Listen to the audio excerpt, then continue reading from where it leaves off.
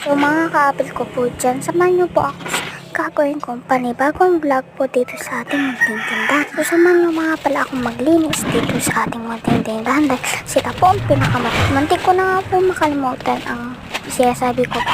Sila po yung mga pinakamalamiit, yung mga pansit canton po kasi tingnan nyo naman lang walang mga na. Short lang mga guys. So ayun na nga, punas-punas lang tayo ng kaunti.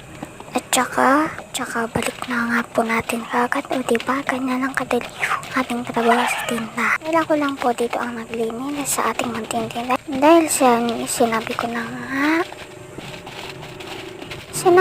nga pala po sa aking vlog, pag may makikita pa ako ng kahit konting dumi, konting patak lang ay nililinisan ko na po dyan kagad-agad. At meron po nga pong nambabasa kaya na sabi nila hindi po ako masip. So okay lang naman po yun dahil wala rin naman po silang evidence.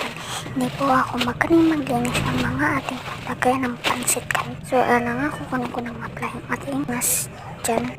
At sorry nga po dahil sobrang dumi ng ating pampunas. Kaya nga diba yung pampunas tayo madumi po siya. Ayun na nga, pinawalik ko na po lahat ng ating pansit canton na nilinisan pa. Ito naman sa mga pansit canton, meron nga po silang mga nanay.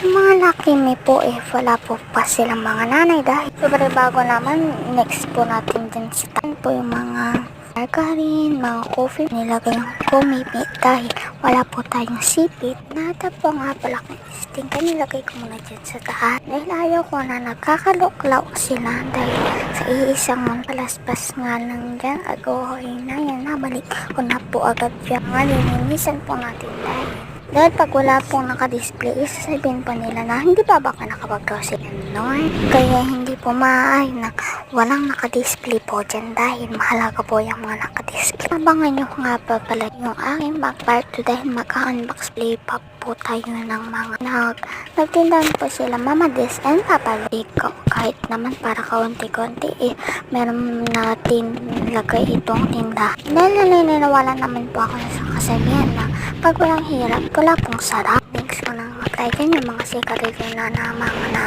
natitiro. Ayan lang nga pa yung result ng ating pinaglinisan. Ayan na po ang result. Diba? Ang ganda. Kasi sabi nila, pag maganda yung ginagawa mo at gusto mo, hindi ka mapapagod. Sorry dyan sa mga nalinisan. Dahil nalinisan ko na po dyan sila kahapon. Kaya malinis pa po rin sila. Ayan lang po. Bye-bye.